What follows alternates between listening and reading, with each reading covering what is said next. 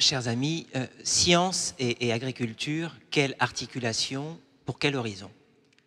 C'est pour répondre à cette question, qui est un peu le fil rouge de cette journée, que nous avons réuni maintenant deux personnalités, un scientifique et un ingénieur agronome.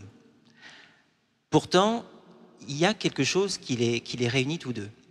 C'est leur amour de la terre et leur amour du sol. Et j'aimerais bien qu'on entame cette diagonale par une petite explication du pourquoi et du comment de cet amour de la terre et du sol. Daniel, est-ce que vous accepteriez d'ouvrir le feu? Avec un grand plaisir. Dans un endroit comme ça, on peut attendre 1000 ans d'ailleurs, et avoir le même plaisir pour répondre. Moi, j'ai vécu dans des maisons en périphérie du monde rural. Et donc, il m'arrivait de jouer toute la journée jusqu'à ce qu'on m'appelle pour faire les devoirs, et c'est un déchirement. Je jouais dans les champs. Et donc, j'ai aimé cette terre et cette nature. J'ai donc décidé de faire un métier un jour qui avait trait à cette nature. Et c'est la raison pour laquelle je me suis orienté vers les géosciences. Et puis, le hasard des choses fait que j'ai rencontré beaucoup d'agriculteurs et puis que j'ai présidé même un organisme qui était fait en grande partie d'ingénieurs agronomes. Le CIRAD. De fil en aiguille. Le CIRAD, hein, c'est ça? Le CIRAD. Et de fil en aiguille, j'ai appris à comprendre un peu mieux le souci de ces agriculteurs. Et en fonction de ce que moi j'avais fait en sciences, je faisais beaucoup de recoupements. Et surtout, je me rendais compte que ces agriculteurs allaient souvent dans le mauvais sens qui leur avait été indiqué. Et donc, j'ai eu envie de m'occuper un peu plus d'agriculture, ce que je fais depuis un certain nombre d'années. Voilà. Très bien. Et vous, Claude, quelle est votre histoire? Alors moi, c'est une autre histoire. Je ne suis pas du tout issu du milieu agricole. J'ai fait l'agro sans réelle vocation. Enfin, je voulais une formation qui a à faire avec le vivant, mais je ne voulais pas être médecin, je ne voulais pas être véto, donc il restait à peu près plus que, que l'agriculture. Et à l'agro, je dois dire que je n'étais pas été du tout passionné par ce qu'on me disait du sol à l'agro. J'avais des professeurs de sciences du sol, mais bon, ils parlaient beaucoup de chimie, ils parlaient... bref.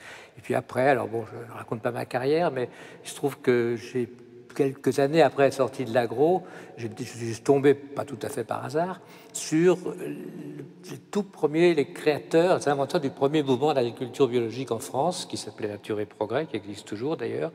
Et puis donc, je commençais à regarder, je me posais entre-temps des questions sur savoir si ce que j'avais pris à l'agro était vraiment très bien, très durable, etc. Et donc, ça m'a interpellé, donc je suis allé voir, j'ai commencé, il y avait presque rien en France, hein, c'était au milieu des années 60, mais il y avait en Angleterre, en Allemagne, en Suisse. Bon, j'ai pris mon bâton de pèlerin, j'ai fait le tour de ces pays-là, et puis j'ai découvert les écrits des vrais pionniers de l'agriculture biologique, qui sont deux agronomes, un agronome anglais, Albert Howard, qui a travaillé en Inde à l'époque où c'était donc entre les deux guerres mondiales, où c'était une colonie britannique, et puis Pfeiffer, qui était le disciple de Rudolf Steiner, pour ceux qui connaissent, qui était l'inventeur en quelque sorte de la biodynamie. Et curieusement, sans jamais se rencontrer, à la même époque, ils ont fait travaillé sur les mêmes thématiques et abouti aux mêmes conclusions, c'est-à-dire à leur unique préoccupation à l'époque, il n'y avait pas encore beaucoup de chimie en agriculture, mais ça commençait, c'était le sol. Nous, aujourd'hui, on dit on fait du bio parce que c'est pollué. Eux, ils ne connaissaient pas le problème de pollution. C'était le sol.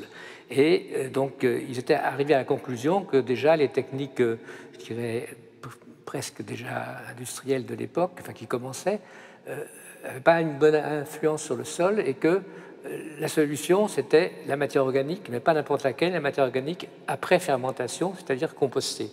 Et vraiment, et donc à partir de là, j'ai été amené à m'intéresser à ce qui se passait dans un sol, et notamment à la vie du sol. Et je me suis rendu compte, j'ai découvert, parce que l'agro m'a pas trop appris ça, que le sol était un milieu vivant où il se passait un tas de choses. Bon, on en a parlé ce matin, je ne vais pas revenir sur les vers de terre, mais du ver de terre à la bactérie, il y a des milliers d'espèces, des milliards d'individus dans une poignée de terre, enfin de bactéries. Et voilà, donc je trouvais assez passionnant de voir que d'une part on avait négligé ça, et d'autre part, si on ne s'occupait pas de ça, on arrivait toujours à dégrader les sols, à devoir utiliser de plus en plus de produits chimiques, d'engrais, etc. Quel est l'intérêt du lien entre science et agriculture pour le scientifique que vous êtes, Daniel, et pour l'agronome que vous êtes, Claude? Et qu'est-ce qu'on peut attendre de ce lien entre science et agriculture aujourd'hui? C'est pour moi. Je vais un peu différer de ce qui a été dit en début d'après-midi. Je crois qu'il ne faut pas confondre science et savoir-faire. Quand j'étais petit, je voyais ma mère faire des haricots verts et au bout de 3 minutes, après les avoir blanchis, elle sortait de l'eau et elle est passée à l'eau glacée. Et elle m'expliquait, parce que je lui posais la question, elle me dit, c'est pour garder la couleur verte. Ça, c'est le savoir-faire. Et la science, c'est quand on comprend pourquoi ça reste vert, c'est parce qu'on ne perd pas le potassium des cellules. Donc la science commence quand on s'intéresse aux causes et aux effets. Quand on s'intéresse, qu'on les analyse et qu'on les explique. Donc la science, c'est un tout. Il faut la considérer vraiment comme une approche globale. Elle ne peut pas être dissociée. On dit souvent que A joue sur B, qui joue sur C, et il y a toujours une rétroaction de C sur A. Donc il faut avoir constamment ça à l'esprit. On ne peut pas dire « je vais faire de la production, je fais de la science ». Non. Il faut savoir quels sont les effets de cette production sur la terre, sur les plantes, etc. Donc, agriculture, c'est un carrefour de sciences. Moi, je ne dirais pas les sciences agricoles, je dirais l'agriculture. Comme la communication est un carrefour de sciences, l'agriculture est un carrefour et on l'aborde avec différentes compétences. On n'est plus sur les traces d'Auguste Comte, il y a 2 siècles, qui avait défini les grandes voies de la science avec la biologie, la physique. Aujourd'hui, le progrès est à l'interface de ces compétences. Et l'agriculture est une interface. Et donc, il y a le savoir-faire agricole et il y a l'approche scientifique de l'agriculture. Claude, comment résonne ce que vient de dire Daniel? Oui, non, moi je suis complètement d'accord avec ça. Effectivement, c'est 2 choses bien différentes. Il y a l'expérience des agriculteurs. L'histoire de l'agriculture biologique est intéressante par rapport à ça, parce qu'elle est née de manière totalement empirique. Ces gens, les gens qui travaillent après, sont aperçus qu'en faisant du compost, de certaines manières, en mettant dans certaines conditions, on obtenait des bons résultats, moins de maladies, moins de parasites, etc. Et au départ, je dirais, pas par volonté d'ignorer l'explication, mais par manque d'explication. Enfin, il y en avait, mais je veux dire, puis après, ils avaient autre chose à faire peut-être que d'aller les chercher.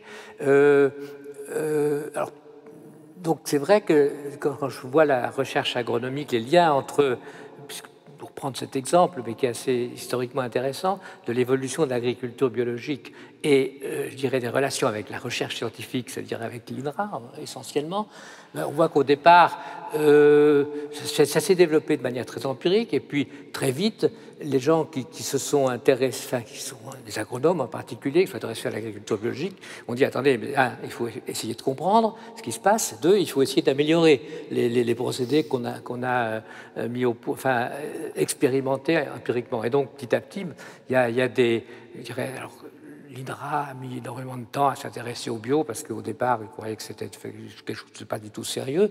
Donc, il y a encore très peu. Alors bon, bien sûr, il ne s'agit pas de dire qu'il y a une recherche agronomique pour le bio, une recherche agronomique pour le conventionnel. Tout ça est complètement interpénétré. Un agronome qui va travailler à l'INRA sur la biologie des sols, il travaille pour tout le monde. Donc, si vous voulez, l'intérêt de la science, c'est effectivement d'expliquer des phénomènes qu'on a constatés empiriquement et aussi, bien entendu, d'améliorer les choses, de trouver des réponses à des problèmes que se posent les agriculteurs, qu'ils soient bio ou pas d'ailleurs. Hein. Donc, je dirais l'agriculture a énormément besoin de la science. Le problème, c'est du bon ou du mauvais usage qu'on peut faire de certaines connaissances scientifiques quand on les applique à l'agriculture. Bon, on y reviendra tout à l'heure, je pense, mais il y a des exemples, je dirais, de bons usages et d'autres de mauvais usages. Mais qui est prescripteur en matière de recherche scientifique, notamment dans le champ agricole? Alors on a la chance d'avoir parmi nous un ancien patron de la recherche française. Donc, est-ce que vous pourriez, l'un et l'autre, nous apporter des éléments de réponse à cette question? On a souvent tendance à dire en théologie que les théologiens ont le chic pour répondre à des questions que personne ne leur a posées. Est-ce que c'est la même chose pour les scientifiques? Écoutez, vous y répondrez mieux que moi, parce que moi, je ne suis pas dans la recherche. Je réponds. Comment? Je réponds. mais après, je compléterai. Je réponds. La recherche scientifique nécessite une certaine liberté. Normalement, c'est d'approcher la vérité. Vous ne pouvez pas le faire si vous êtes contraint. Si vous êtes contraint par une idéologie ou si vous êtes contraint par la politique. C'est la raison pour laquelle vous avez beaucoup de chercheurs râleurs et conscients de leur liberté. Et pour avoir cette liberté, souvent, il faut savoir désobéir. C'est très important. Désobéir à qui? À soi-même ou à ce qu'on vous impose.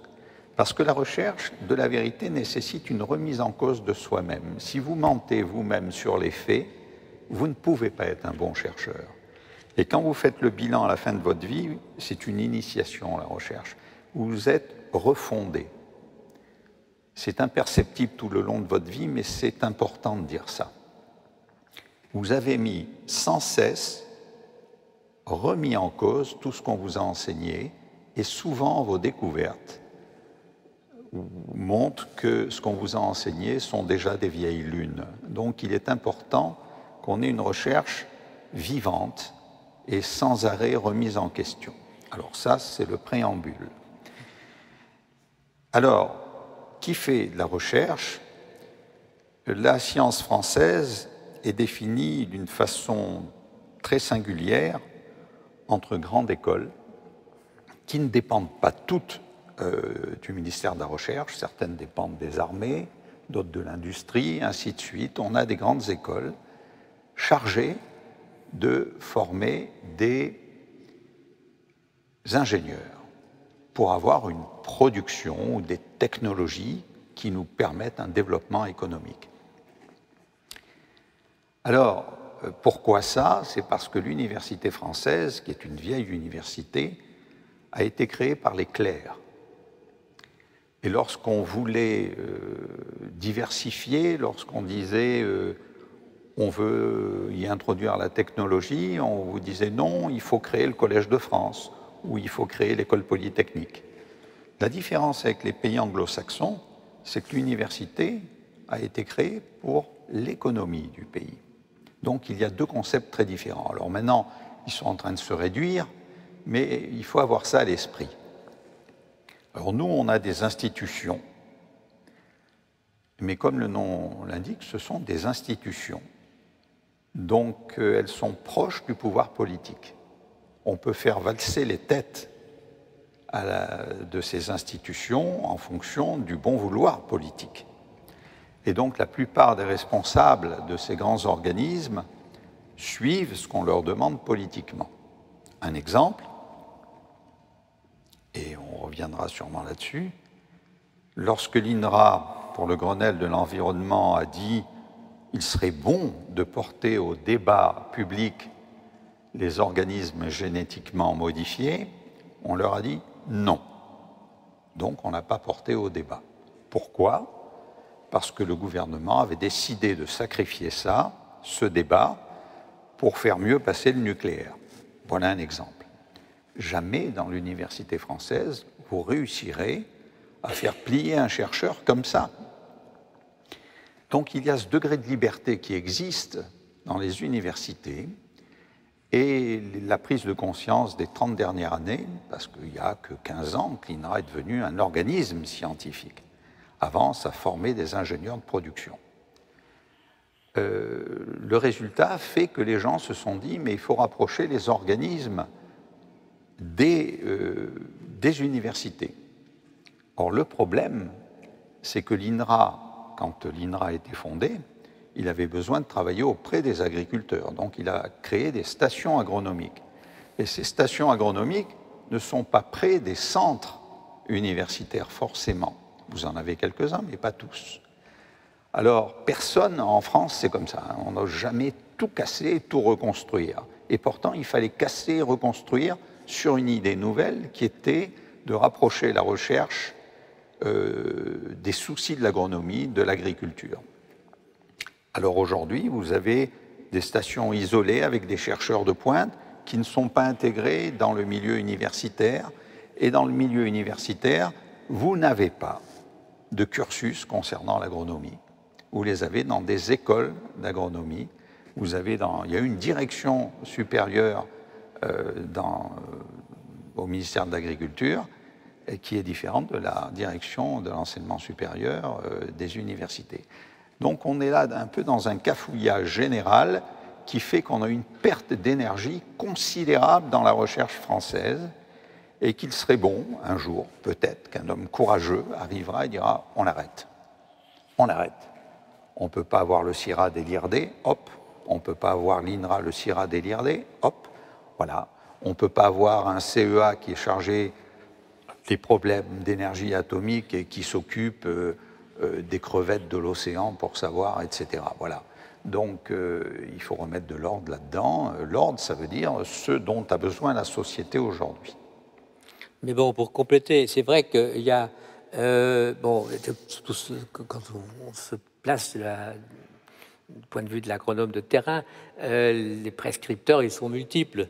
Ça peut être, je dirais, c'est pas l'agriculteur individuel, disons, mais les structures qui le représentent, qui vont demander à la recherche, on a tel problème de maladie ou de ravageur qu'on n'arrive pas à résoudre, trouvez-nous la bonne molécule ou trouvez-nous la bonne méthode. Ça peut être aussi, alors, est-ce qu'on peut, je dirais, pour prendre l'exemple des pesticides, beaucoup de recherches sur les pesticides se font dans les firmes privées. Donc là, ils se prescrivent à eux-mêmes en espérant pouvoir vendre leurs produits aux agriculteurs. Alors après, évidemment, comme vous dites, il y a la politique qui rentre là-dedans et qui fausse souvent un peu le jeu. Mais malgré tout, donc c'est vrai que les prescripteurs, enfin, la recherche ne correspond surtout, c'est vrai que bon, vous avez fait une certaine critique de l'INRA que j'approuve. Bon, ceci dit, les chercheurs de l'INRA sont des agronomes, effectivement, sont des gens qui n'ont pas été... Excusez-moi, c'est pas du tout une critique, hein, c'est une observation. Non, mais c'est, enfin, moi personnellement, je suis assez critique aussi. Enfin, moi, peut-être pas vous, par rapport à la manière dont fonctionne l'INRA, si vous voulez. On voit bien à quel point elle a refusé pendant des dizaines d'années de s'intéresser aux gens qui voulaient faire une autre agriculture que celle qui est dominante. Alors, le prescripteur peut être aussi l'État après, je dirais, une décision politique, après la Deuxième Guerre mondiale, la feuille de route qui a été donnée à l'INRA, c'est produisez. Voilà. Bon, ben donc ils ont fait de la recherche de techniques qui permettaient de... Et à l'époque, c'était valable parce qu'on avait besoin de nourrir la population. Donc, ils ont cherché comment on pouvait augmenter les rendements. Je ne dis pas qu'ils sont focalisés que là-dessus, mais essentiellement là-dessus. Donc ça dépend aussi des périodes, etc. Maintenant, effectivement, on pose d'autres problèmes et on demande d'autres choses aux chercheurs de l'INRA, de trouver des solutions moins polluantes, etc. Qui est à la fois une demande de la société, qui peut être aussi une demande des pouvoirs publics. Si on considère l'époque actuelle et qu'on essaie de s'intéresser aux grandes tendances qui semblent se dessiner, quels sont, selon vous, allez, les 3 grands enjeux les plus porteurs de risques dans ce lien science-agriculture? Allez-y. J'y vais. Moi, j'ai pris les notes. Oui, je lui laisse la parole. Hein, Ouais. Écoutez, le premier risque, c'est l'ignorance. J'ai beaucoup d'amis médecins, excusez-moi de faire cet aparté, mais c'est pour illustrer, qui me disent, je reçois des patients maintenant qui arrivent et qui me disent, grâce à Internet, « Docteur, voilà ce que j'ai. Donc je voudrais que vous me prescriviez tel et tel médicament. » Tout ça pourquoi? Parce qu'ils seront remboursés par la sécurité sociale. Sinon, à la limite, ils ne seraient même pas allés voir le médecin. C'est valable pour tous les aspects de la société. Les gens pensent tout savoir. Donc, combattre l'ignorance me paraît la première des choses. Comment la combattre dans un siècle? J'arrive aux 3, hein, mais l'ignorance me paraît la plus importante. On est dans une période à la fois excitante et très particulière, on la vit tous. On est dans une grande période de rupture. La première rupture, c'est qu'on est en train de passer d'une période de croire à une période de savoir. Et jamais la recherche scientifique aura fait autant de découvertes qu'actuellement, et jamais la société n'aura reçu autant de messages vulgarisés de cette recherche scientifique. Avec toute la communication qui est devenue maintenant une modalité de la science, et devant cette connaissance des choses et des mécanismes, il y a un peu un affolement. Il y a un peu un affolement qui fait qu'effectivement, on remet inconsciemment en cause ce savoir. Alors, on est dans une période très dangereuse, et le deuxième danger, c'est qu'on a des ressources naturelles, et que cette recherche scientifique nous a montré que ces ressources naturelles sont en péril. En péril parce que on vient de vivre une crise financière, on vit à rebondissement une crise économique qui est déjà dramatique, mais la crise qui est derrière, qui est la crise des ressources naturelles, va être une crise encore plus dramatique. Donc il faut résoudre cette crise économique pour s'apprêter à affronter cette crise des ressources. Ça, c'est sûrement le deuxième danger. Le troisième, c'est qu'il y a une société à 2 vitesses. On est dans un cocon et on ne se rend pas compte de ce qui se passe autour de nous. Je discutais il y a quelque temps avec un agriculteur en Bretagne, à Rouget, et il a fallu que je lui dise à un moment donné, mais vous me parlez de Rouget, mais moi je vous parle du monde. Parce que vous êtes à Rouget ici tranquillement, mais si vous nourrissez pas le monde qui arrive, c'est pas 30 000 personnes que vous aurez en migration comme ça, c'est 300 millions de personnes. Et toutes les sociétés vont être ébranlées. Donc il faut regarder en dehors de son nombril. On est dans un espace globalisé qui est comme la langue d'Ésope, à la fois la pire et la meilleure des choses. Il faudrait prendre conscience de ça rapidement et non plus regarder que les mauvais côtés de la chose, mais prendre aussi les bons côtés. Et le bon côté, c'est qu'on doit intégrer cette globalisation dans notre façon de vivre parce qu'elle ne va faire qu'augmenter. Elle a commencé avec les bateaux à vapeur qui traversaient rapidement les mers. Là, c'était le début de la mondialisation et des échanges. ce qui a permis d'ailleurs, entre autres, à l'Afrique de ne pas mourir de faim, puisqu'on lui a emmené le maïs, on lui a emmené la patate douce, on lui a emmené le haricot, et l'Afrique vit en grande partie là-dessus. Donc voilà à peu près les 3 risques que nous avons pour brosser dans les grandes lignes. Oui, bon, je ne vais pas les reprendre parce qu'en gros, je suis d'accord avec ça. Ce que je pourrais rajouter, c'est que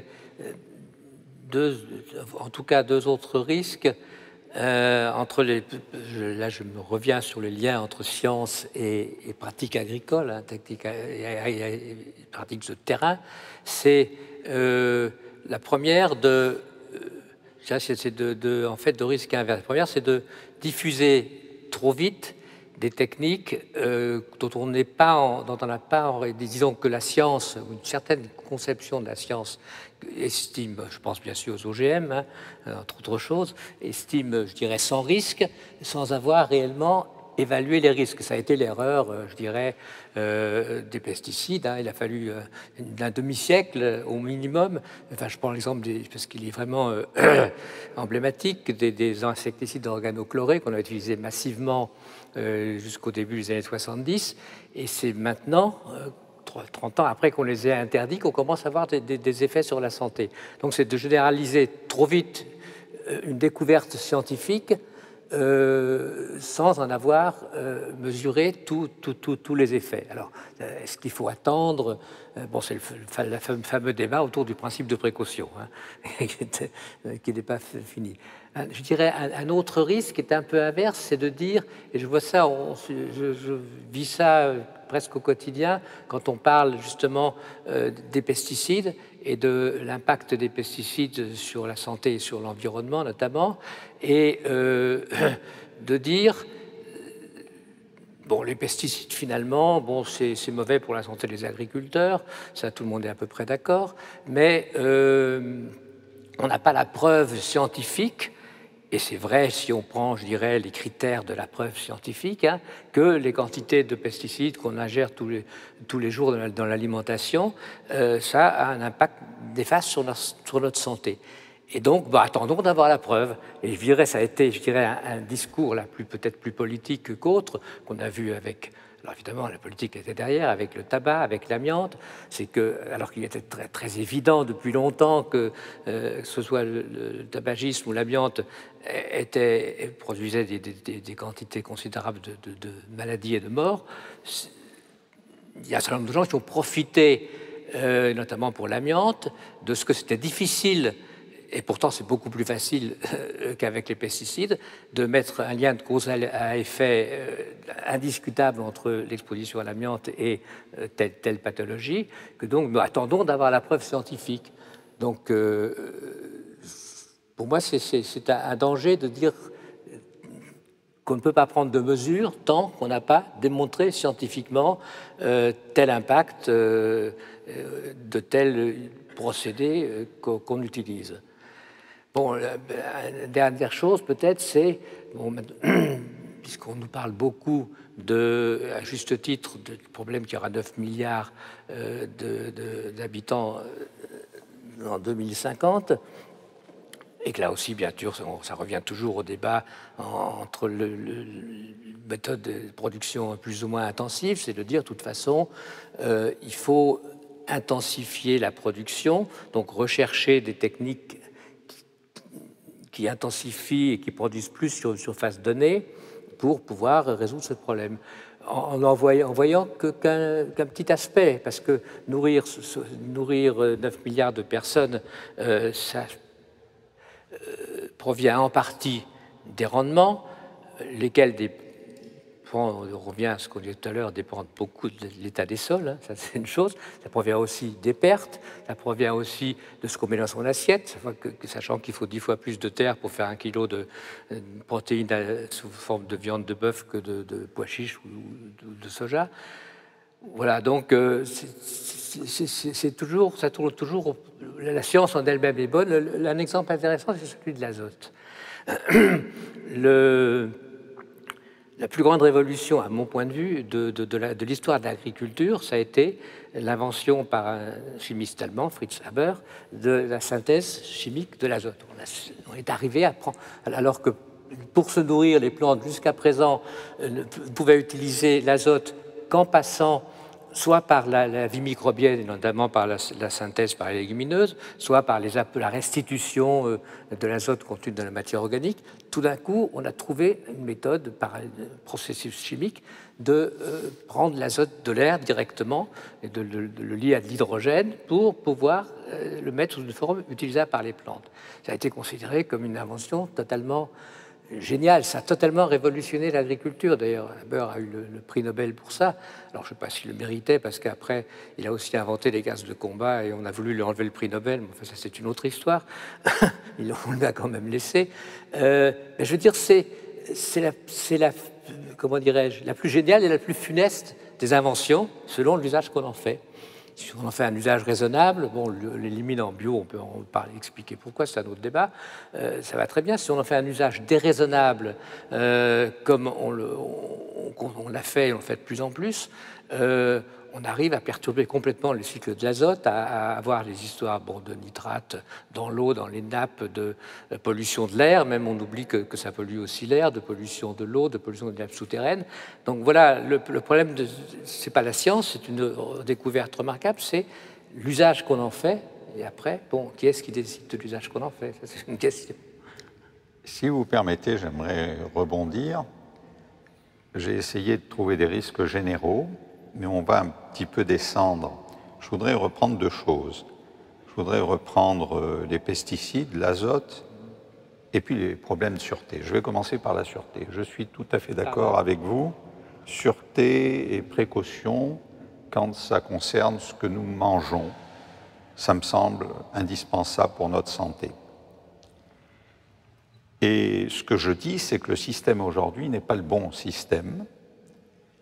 Alors, on a réussi, grâce aux antibiotiques, à diminuer considérablement les maladies bactériennes, infectieuses, mais on a considérablement augmenté les maladies auto-immunes. Parce qu'on change notre métabolisme. Et on change le métabolisme par rapport à tout ce qu'on ajoute dans nos nourritures ou autres. Prenons les pesticides. Vous parliez d'un prix Nobel. Celui qui a inventé un des grands pesticides, Müller, a eu le prix Nobel pour le DDT, parce qu'il a permis à des tas d'enfants de ne pas avoir le paludisme. Et d'un autre côté, il a tué des tas de gens. Pesticides, c'est des toutes petites molécules, excessivement légères, qu'on stabilise en mettant tout autour un peu d'OH, des tas de choses. Et on le met dans le sol. Mais ces molécules vont partout, même sur les autres cultures. Le problème de ces pesticides, c'est que si vous changez un fluor par un OH plus un chlore, ça fait un gaz sarin. Vous avez augmenté par 1000 l'efficacité toxique du pesticide.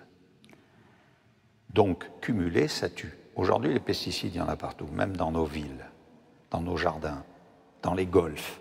Il y a des pesticides absolument partout. Et on vous dit à chaque fois, ce pesticide n'est pas important, n'est pas dangereux, du moins.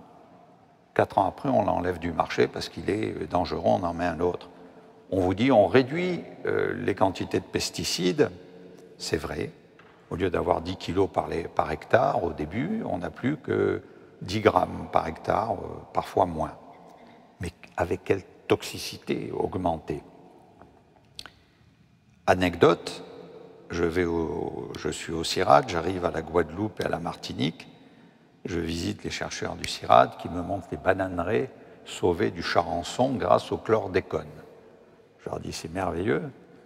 Et qu'est devenu le chlordécone mis dans l'eau et dans le sol? Et leur réponse est, on n'en sait rien, ce n'est pas notre problème. Les ingénieurs agronomes. Notre problème, c'était de régler le chlordécone, le charançon du bananier. Point final. Voilà. Alors la science s'intéresse à ce que devient le chlordécone. Alors oui, il faut une sûreté et des précautions pour tout. Pour les OGM, il y a à peu près 15 ans, on a découvert la vitamine A dans le riz doré en 97-98. Il ne sera mis sur le marché qu'en 2013, au Bangladesh. Donc vous voyez le temps qu'il a fallu pour s'assurer qu'il était inoffensif pour la santé des humains. 15 ans, c'est déjà pas mal, plus de 15 ans. Je suis d'accord, mais on doit faire ça aussi pour le bio.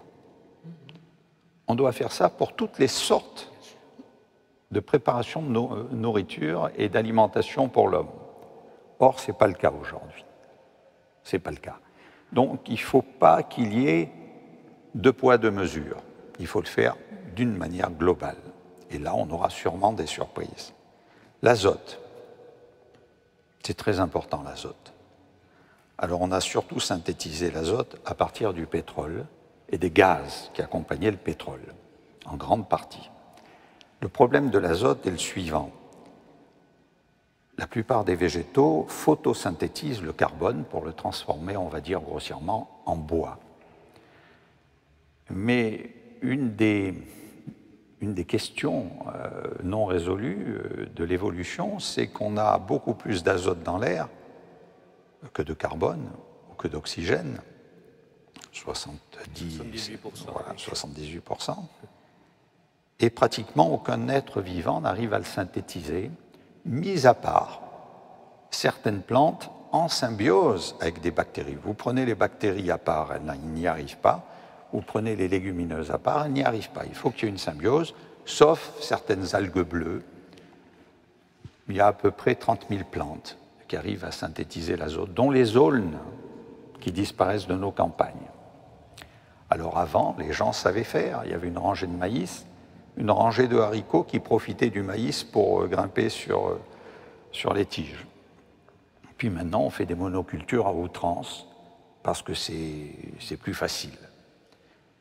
Monoculture, c'est 40% de la biodiversité en moins dans le sol.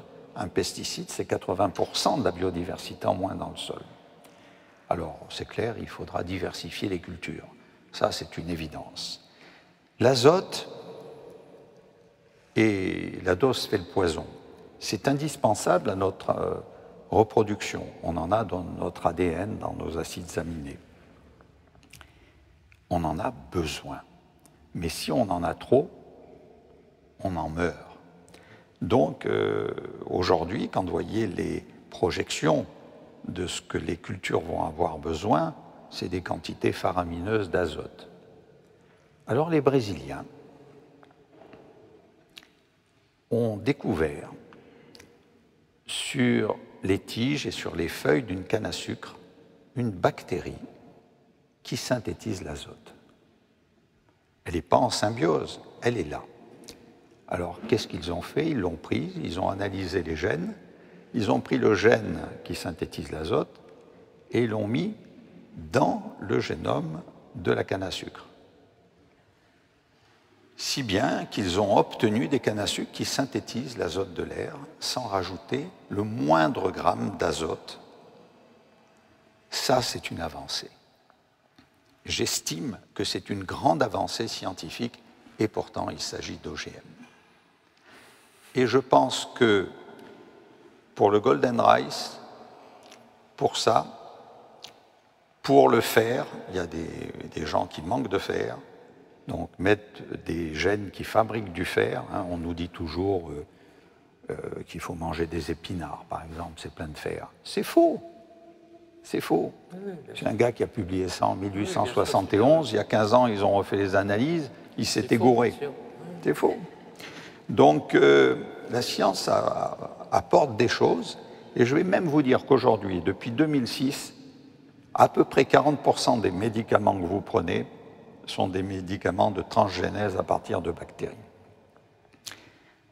Donc, ce sont des modifications génétiques pour améliorer la santé et éviter des décès. Et sauver des vies, éviter des aveugles. Hein, il y a 200 000 gosses qui naissent aveugles à cause du manque de vitamine A. Et là, je crois que c'est un progrès scientifique. Et qu'il faut regarder, pas confondre l'aspect éthique, qui est répréhensible, avec de grandes industries qui essayent de faire, qui sont au départ des industries chimiques, de produits chimiques, et qui se sont mis à travailler sur les génomes pour pouvoir encore mieux vendre leurs produits chimiques. Il ne faut pas confondre ce que reprouve l'éthique scientifique du progrès scientifique. Et je pense que c'est la raison pour laquelle le débat est nécessaire. Aujourd'hui, des risques, les nanoparticules. On a interdit les antibiotiques en complément alimentaire. Alors on met quoi dans les aliments des porcs ou des vaches? On met du cuivre, on met du zinc, on met des oligo-éléments.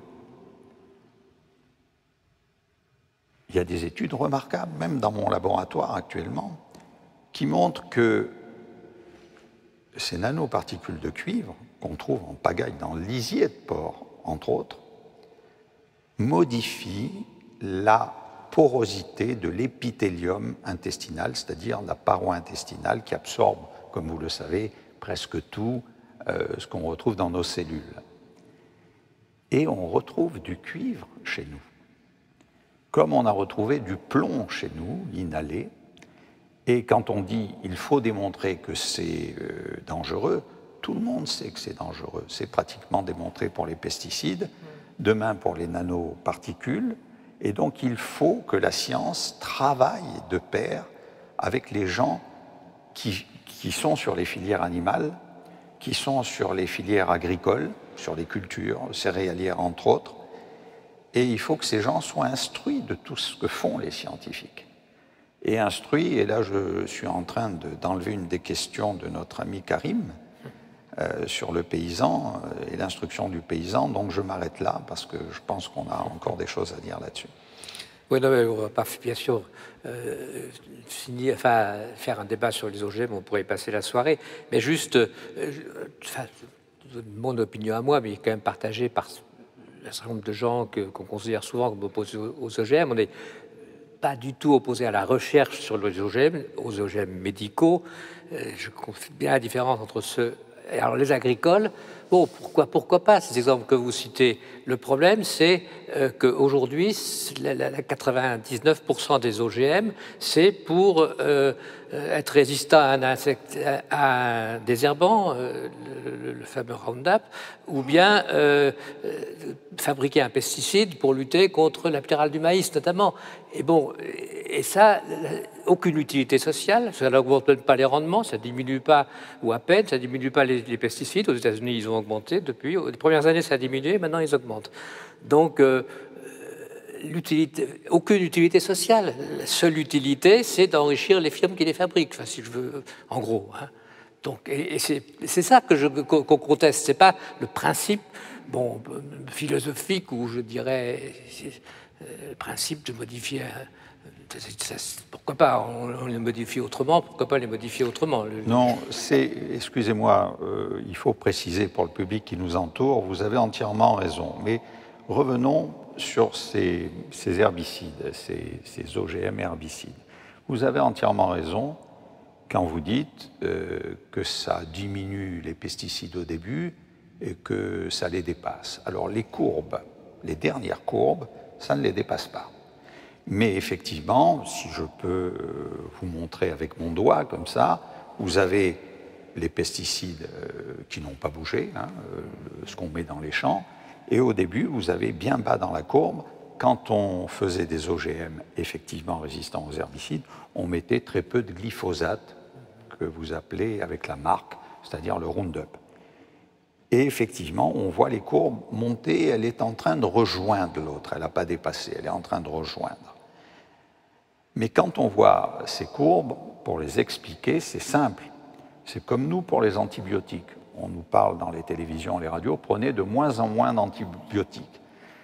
L'évolution naturelle est telle qu'on s'habitue à des tas de choses. On s'habitue à des pesticides, on s'habitue à des antibiotiques, on s'habitue à des herbicides, on s'habitue, voilà. Et quand vous éradiquez une faune donnée, pathologique, hein, c'est-à-dire des insectes donnés, paf, il y a d'autres insectes qui viennent prendre la place parce que la nature a horreur du vide. Alors, ils s'y habituent, et c'est vrai qu'aujourd'hui, le but étant d'utiliser moins de pesticides, quand on voit qu'aujourd'hui le glyphosate est utilisé presque autant que n'importe quel pesticide, il faut en tirer une conclusion, mais il a fallu 10 ans ou 9 ans pour obtenir ça. La conclusion, c'est ça ne sert plus à rien. Ou alors, il faut tout recommencer à zéro. Pour le BT, c'est différent. Pour le BT, c'est différent. Ça vient de Bacillus thuringiensis, comme vous le savez. Bacillus, c'est une bactérie. Et effectivement, elle émet une protéine qui s'appelle la protéine cristal. Cette protéine est vendue pour la culture bio. Et les gens la prennent à la main et la sèment dans les jardins pour éviter la pyrale ou son ver ou d'autres insectes de ce style, ou l'épidoptère. La seule différence en le mettant dans le corps du maïs, c'est-à-dire dans le gène, c'est quand un ver rentre dans la tige du maïs, vous avez beau envoyer à la volée cette protéine, il est à l'abri de cette protéine. Mais si c'est dans le gène, ça tue la protéine. Donc de toutes les façons, en répandant à la main la protéine cristal, vous répandez des toxines.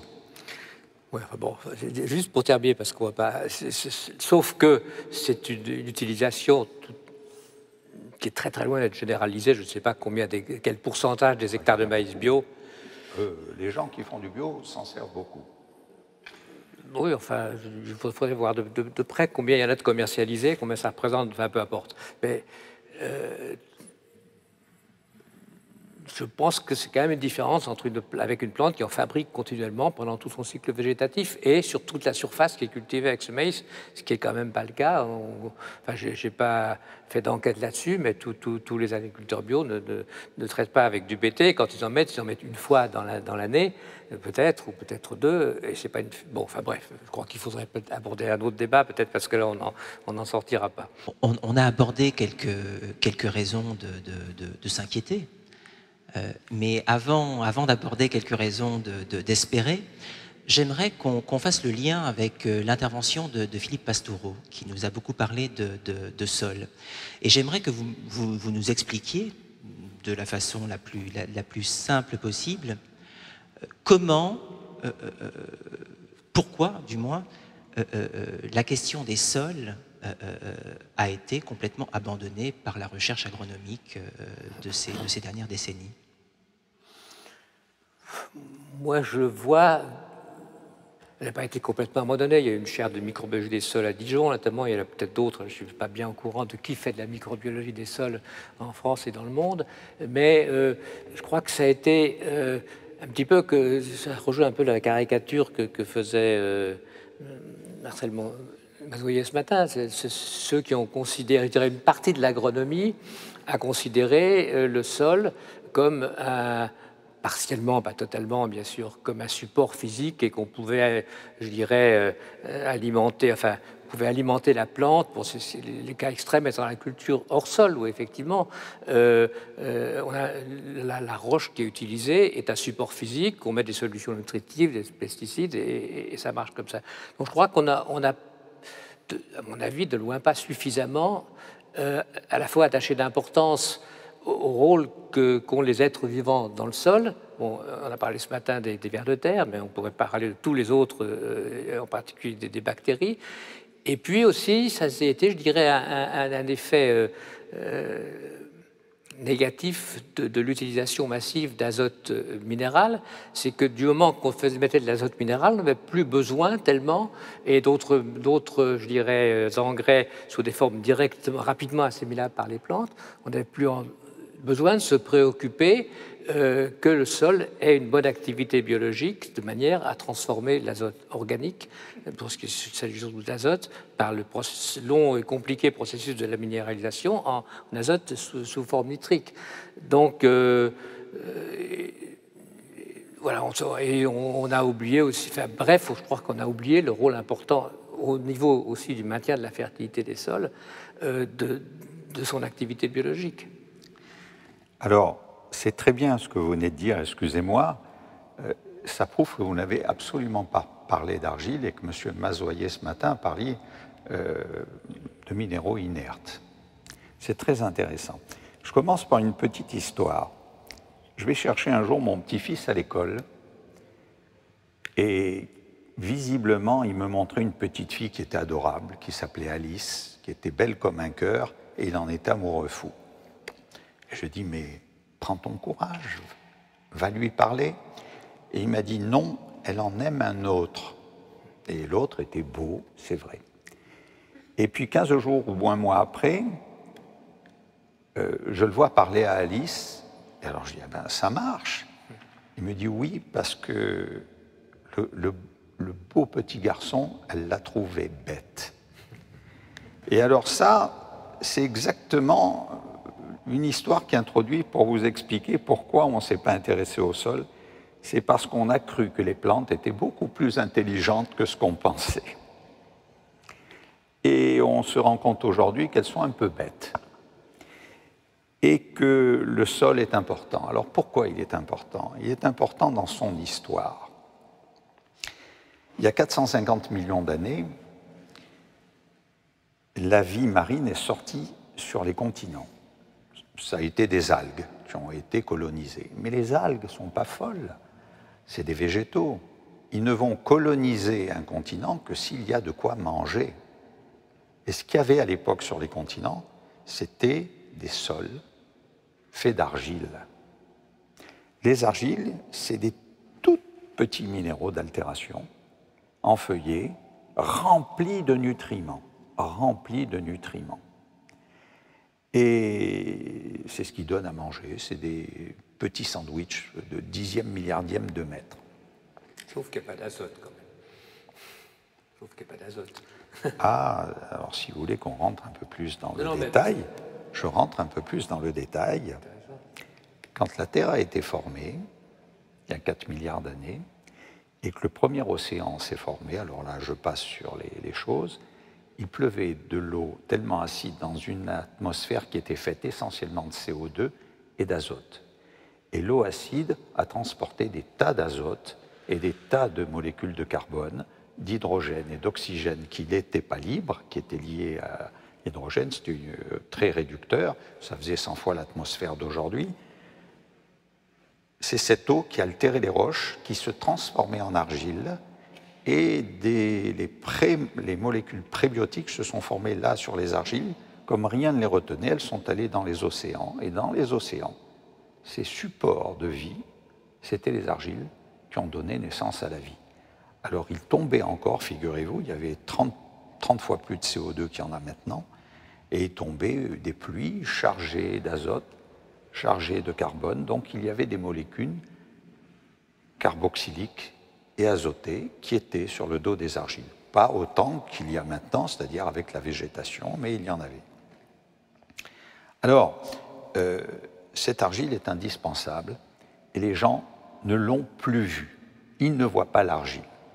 Vous êtes fait d'atomes de granit, parce que ces granites qui ont été transformés en argile, et ces argiles qui ont donné, qui sont en partie les éléments de ces argiles qui sont pompées par les végétaux et que l'on absorbe, on est fait d'une partie de ces granites. Alors, ce qui est intéressant, c'est que les gens n'ont plus voulu voir cette argile. Et cette argile est le siège des bactéries et le siège de tas de molécules organiques avec de l'azote ou sans azote. Et c'est elle qui va régler tous les phénomènes d'oxydoréduction. C'est capital.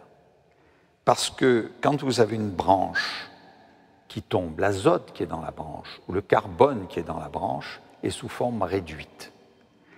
Et toutes ces bactéries qui sont sur les argiles jouent avec ces incubateurs de vie pour faire que cet azote, c'est comme des petits mécaniciens, est transformé en azote oxydé, ce qui le rend très mobile, et à nouveau disponible pour les plantes, c'est les nitrates. Pareil pour le carbone et pareil pour tout. Et quand, par exemple, vous faites une monoculture et que vous fauchez pour les biocarburants et le grain, et demain pour la deuxième génération, les chaumes, vous les enlevez, vous n'avez plus aucun retour de ces fameux oligo-éléments à la terre, et ces oligo-éléments qui sont stockés dans les argiles et que les bactéries vont utiliser pour la dénitrification ou la nitrification. Par exemple, le molybdène qui rentre et qui permet à des enzymes d'avoir la nitrification. Donc, le socle stable du sol, c'est l'argile. Le socle stable de la vie du sol, c'est l'argile. Et c'est ça qui est important. Et il faut revoir le sol parce qu'on ne l'enseigne plus. On l'a enseigné, c'était les fameuses pédologies, les cartes pédologiques et autres. Et la dernière anecdote, pour vous montrer, quand j'ai été président du CERAD, le premier discours que j'ai fait devant des tas de chercheurs, ça a été de dire il va falloir se repencher sur le sol pour l'agriculture de demain. Le directeur scientifique à qui j'avais dit, entre nous, s'il y a des choses qui ne marchent pas, vous venez me le dire, vient me voir et me dit, les chercheurs se sont dit, il ne va pas nous remettre la pédologie. Vous voyez l'état d'esprit. C'est-à-dire, il ne va pas nous remettre le sol. C'était un gros mot. Eh bien, ce gros mot, aujourd'hui, on est en train de réaliser qu'on risque d'en manquer parce que tous les sols de la planète ne sont pas arables, qu'ils sont limités. Et quand vous entendez des économistes ou des géographes vous expliquer que les sols, ça ne manque pas, ces gens font des erreurs colossales. Colossales. Les sols arables vont nous manquer si on continue dans cette voie. Et pour revenir à ce que nous disait monsieur, vous disiez, j'ai sorti ça pour ne pas écorcher son nom, Philippe Pastoureau, il a très bien dit, il a dit le sol s'érode. Et il disait au mois de mai, c'est-à-dire quand vous faites l'emblavement de vos maïs, vous voyez les routes, et moi je l'ai vécu, les routes couvertes de boue, ben, cette boue c'est de l'argile. Et pour former l'argile, alors là je vais vous étonner, pour faire 1 mètre d'argile, il vous faut à peu près 20 millénaires. Pour éroder ce mètre d'argile, il vous faut 10 ans. Donc l'argile, alors que la matière organique se renouvelle sans arrêt grâce à la vie, donc l'argile, c'est la base du sol. Il faut conserver à tout prix cette argile parce qu'on n'aura plus de support. Et donc cette argile qui n'est pas à notre échelle temporelle renouvelable doit être préservée. Et quand il racontait que c'est une cause d'inondation, la vraie histoire, c'est que cette argile arrive dans le lit des rivières. L'eau coule toujours, mais la profondeur du lit n'est de 20 cm au lieu de 2 mètres. Et quand vous avez un orage violent, ça inonde absolument tout. Et effectivement, et c'est ce que j'ai écrit dans mon livre, ce que des faux experts expliquent à travers le réchauffement climatique. Voilà. Non, mais complètement d'accord avec vous sur le rôle de l'argile. Quand même, quand j'étais à l'agro, on parlait du complexe argilo-humique. Je ne sais pas si on en parle toujours dans les accords d'assemblage, je dirais, de matière organique et d'argile, évidemment, à la base de la fertilité des sols, bien sûr. Le temps file, donc je vais vous demander de nous indiquer 1, 2, allez, peut-être 3 raisons d'espérer dans ce paysage quand même un peu inquiétant. On l'a un peu dit, je crois. Une des raisons d'espérer, si on reste sur le sol, c'est de savoir qu'on commence à s'y réintéresser. Tardivement, mais on commence. Une autre raison d'espérer, c'est que, alors bon, la crise a balayé tout ça, on espère provisoirement qu'on commence à prendre conscience de ce que vous avez dit tout à l'heure, que les ressources ne sont pas renouvelables. Enfin, je dirais que pour rester à l'agriculture, que nos modes de production agricole, mais globalement de production et de consommation ne sont pas durables. Alors après, entre en avoir pris conscience et prendre les mesures qu'il faut pour, je dirais, répondre à cette problématique, je crois que c'est pas... Là, c'est bon, à la fois une raison d'espérer et d'inquiétude. C'est espérer, ce qui est positif, c'est de savoir qu'il y a une prise de conscience. L'inquiétude, c'est de savoir est-ce que cette prise de conscience va se traduire dans des actes assez rapidement pour ne pas arriver vraiment dans le mur, alors qu'on n'en est pas loin. Alors, encore une anecdote. Je présentais une conférence devant un groupe de chrétiens assez nombreux qui m'avaient demandé, de croyants, qui m'avaient demandé d'intervenir. Et à la fin de l'exposé, de 3/4 d'heure, Il y en a un qui lève la main et qui dit « Mais ce que vous nous avez raconté est catastrophique, ça enlève tout espoir. » Alors voilà ma réponse. Ma réponse, c'est de dire « Les hommes se sont entretués depuis la nuit des temps. » Et on peut se poser la question « Pourquoi ?» Vous êtes croyant, malgré tout ça, vous croyez encore en Dieu. C'est parfait. Eh bien, moi, je crois aux hommes, et je crois aux hommes de science. Et je pense que ce qui est révélé aujourd'hui, c'est par la recherche scientifique qu'on prend conscience de l'état de nos ressources, de l'état des autres, et qu'on est en train de réagir. Le seul bémol, c'est qu'entre la prise de conscience et la prise de décision, il y a toujours un peu trop de temps. Beaucoup trop de temps. Ouais. Quel est l'équilibre aujourd'hui entre recherche fondamentale et recherche appliquée? Et est-ce que cet équilibre est satisfaisant? Alors, ce que je vous disais sur la recherche, c'est qu'il y a une liberté de recherche. Il est important de laisser une partie de la recherche en liberté. Mais d'un autre côté, les sociétés deviennent de plus en plus importantes, de plus en plus exigeantes et de plus en plus méfiantes. Et à juste titre, parce qu'il y a un grand nombre de rigolos qui vendent du vent. Alors, comment vous dire, face aux scientifiques et à la société, le scientifique est fait pour regarder le fait, c'est-à-dire ce qui est. Et dans la société, le fait sociétal, c'est ce qui doit être. Donc, entre ce qui est la science et ce qui doit être le fait sociétal, il y a un lien, c'est l'éthique et la morale. Voilà. Et on ne saurait considérer n'importe quelle recherche scientifique comme valable sans sa dimension morale. Science sans conscience n'est que ruine de l'âme, je crois, a dit quelqu'un. Oui, bien sûr, mais je crois que bon, pour répondre plus concrètement, entre science, je dirais, recherche fondamentale et recherche appliquée, elles sont toutes nécessaires et indispensables. Alors après, à laquelle est-ce qu'il faut donner la priorité? Je crois que...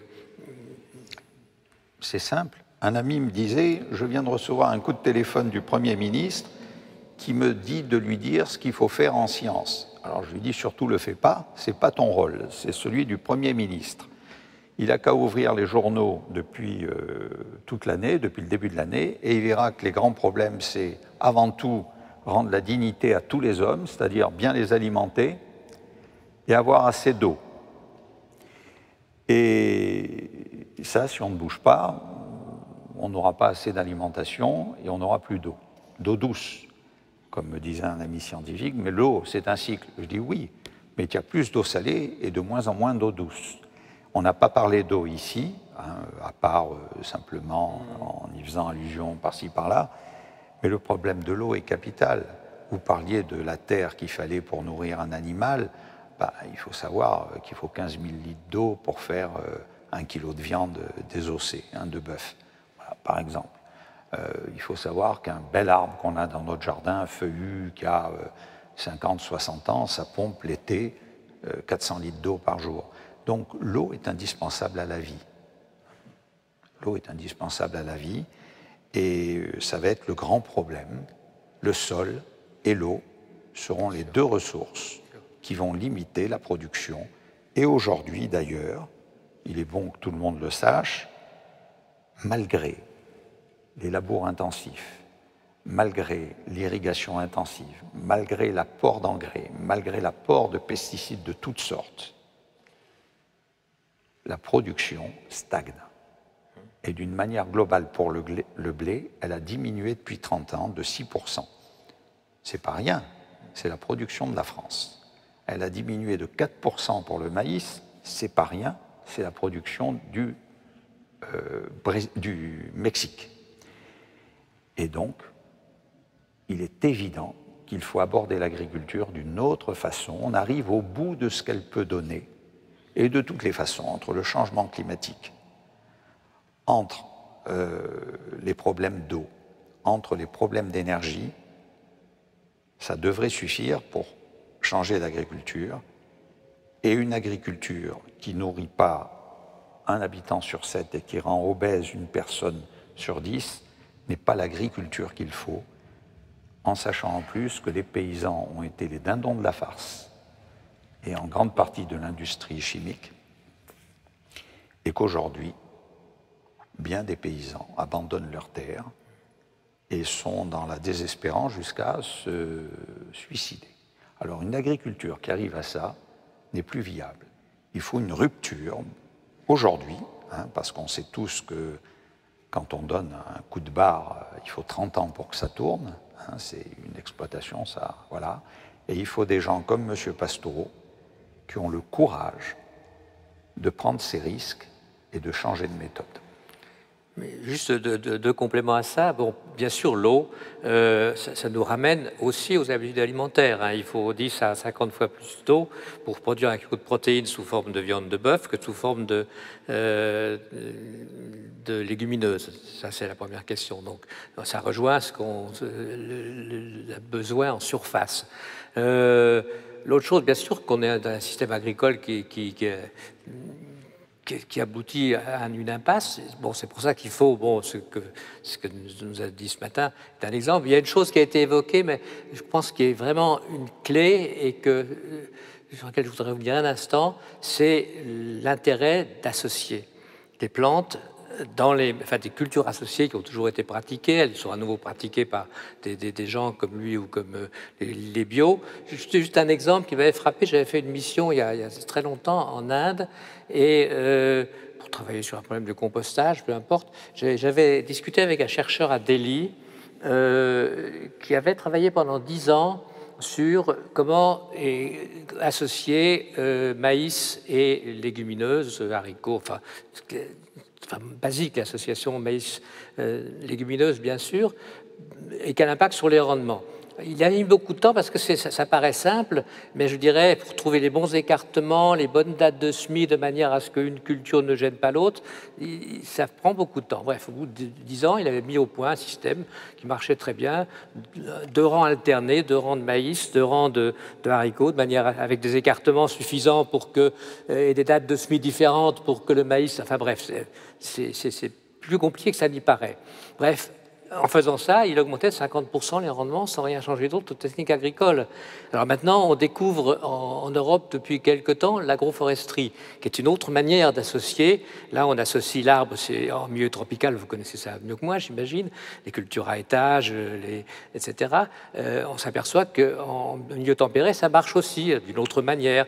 Donc, je dirais, en associant soit plusieurs cultures sur la même parcelle, et ce que je dis souvent, c'est que je ne connais aucun système qui se produisent plus sur 1 hectare que ce qu'on appelle dans certains pays le jardin de case, c'est-à-dire l'espace de quelques centaines ou milliers de mètres carrés qu'il y a autour de la case, où tout est mélangé, paraît complètement incohérent, mais en réalité tout est... Alors c'est pas de la science, là c'est du savoir-faire. Et je pense, si certains d'entre vous ont vu le film de Colin Serrault, Solution locale pour, je sais plus quoi, pour le local, c'était... Pour un monde global, je crois. Voilà, bon. Elle a interviewé un paysan indien, je trouve un exemple intéressant, un type qui était en pointe dans le conventionnel. Il est passé à un système, je dirais, disons pas bioécologique, sur 1800 mètres carrés, dans 1 hectare 800, non, 10 800, pardon, 1 hectare 800, il nourrit 15 personnes. Il vend, je ne sais pas combien de milliers de noix de coco et un tas d'autres choses.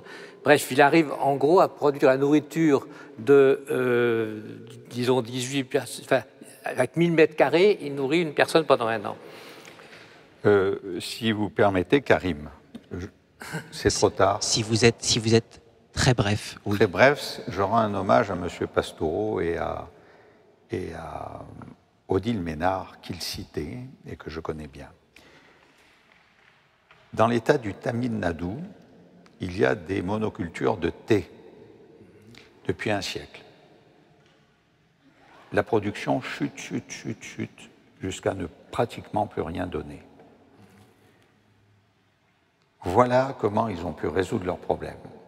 Ils ont pris du compost fait de feuilles et de branches de thé séchées, et ils ont introduit des vers de terre.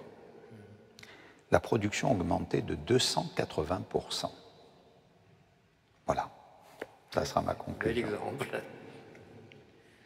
Alors, en guise de conclusion, j'aurais une toute dernière question à vous poser. Je vous demanderai d'être très bref. Marcel Mazoyer, tout à l'heure, nous a montré toute l'importance de l'expérimentation de terrain dans l'évolution de l'agriculture. Philippe Pastoureau, à son tour, nous a prouvé par l'exemple à quel point cette expérimentation de terrain était importante, voire décisive. Que pourriez-vous nous dire du lien entre le paysan et les chercheurs? Je vais préciser ma question. Qu'est-ce que le paysan peut apporter aux chercheurs, et est-ce que le chercheur, aujourd'hui en tout cas, est en mesure de se nourrir de ce que le paysan peut lui apporter? Je peux peut-être juste dire un mot. Ce que nous apportait M. Pastoureau aujourd'hui, comme témoignage, est absolument saisissant. Et il ne peut que conforter ce que le scientifique pense sur son travail depuis 20 ans. Donc, on a maltraité les paysans et on maltraite les paysans. Je crois qu'il faut vraiment, d'urgence, repenser l'agriculture française dans ces deux aspects, agriculture et agroalimentaire. Et je suis ravi que le ministère fasse les deux aujourd'hui, parce que l'un ne va pas sans l'autre. Et je crois que le paysan doit s'occuper, comme le nom l'indique, de ses paysages. Il doit revaloriser, mais pour cela, il faut qu'il ait un rapport direct, non pas qu'avec des ingénieurs agronomes, pas du tout, mais il faut qu'il ait un rapport direct avec des scientifiques qui lui apportent ce qui se fait à la pointe du progrès, constamment, pour lui expliquer ce qu'est un pesticide en détail, lui donner des exemples, lui montrer à quoi sert la vie dans le sol pour la production, etc., etc. Je crois que ça doit être un dialogue constant, comme Odette Ménard fait au Canada, parce qu'il est tombé à genoux devant cette dame, M. Pastoureau. En fait, ce que fait Mme Ménard, c'est qu'elle fait venir régulièrement l'ensemble des exploitants, 500 personnes, et elle les fait travailler avec des scientifiques. Et toutes les questions fusent, puis on retourne sur le terrain, on regarde comment ça se passe, on revient, on explique. Voilà, c'est un suivi constant. Et l'agriculture est trop importante pour l'humanité pour qu'on la néglige et qu'on la considère comme en bas de l'échelle. Ce qu'on fait beaucoup, l'industrie chimique, puisqu'elle a trouvé là le moyen de faire travailler des prestataires comme débouché de leurs produits. Il faut que ça cesse. Il faut que ça, de toutes les façons, ça cessera un jour parce que les ressources s'épuisent. Mais il faut que ça cesse et il faut redonner toute la dignité, je crois, aux paysans en l'instruisant des dernières découvertes scientifiques, des dernières technologies, de façon à ce qu'on ait une agriculture moderne et voilà, et que les paysans fassent comme M. Pastoureau, c'est-à-dire se lèvent chaque matin en étant heureux et non plus en ayant envie de se suicider. Je pensais que vous alliez dire que l'agriculture était une chose trop sérieuse pour être confiée aux agronomes, puisque... Je ne me serais pas permis. Non, puisque vous aviez l'air de dire qu'il faut passer par-dessus eux pour aller directement. C'est juste une plaisanterie. Mais non, mais bien sûr, c'est vrai que ce lien entre chercheurs et agriculteurs est très mal organisé, parce que, bon, c'est quoi les intermédiaires habituels? C'est les agronomes, effectivement, les techniciens agricoles. Bon, alors en plus, qui, je dirais, n'ont pas forcément appris l'agriculture, enfin, ils ont appris une certaine forme d'agriculture qui n'est pas forcément la bonne, mais c'est évident que le travail des agriculteurs sur le terrain, et on voit ça de la même manière que M. Pastoureau ce matin, que dans les agriculteurs bio, qu'ils font des observations qui à la fois sont une demande aux chercheurs de savoir pourquoi est-ce qu'ils ont vu ça et comment est-ce qu'on peut améliorer la production, et puis qui sont aussi une manière d'inciter les chercheurs à rechercher ce qui est vraiment utile pour l'agriculteur, ce qui n'est pas toujours le cas, loin de là, aujourd'hui. Dernier truc, tout le monde a envie de partir, mais je ne peux pas m'empêcher de dire ça. L'agriculteur et le scientifique, vous savez, moi, avec un agriculteur africain, il m'a sauvé la vie par sa connaissance. Il m'a sauvé la vie par sa connaissance. Sinon, je serais descendu dans un puits et je pense que je serais resté au fond avec les émanations de CO2 qu'il y avait eu pendant la nuit. Et cet homme connaissait.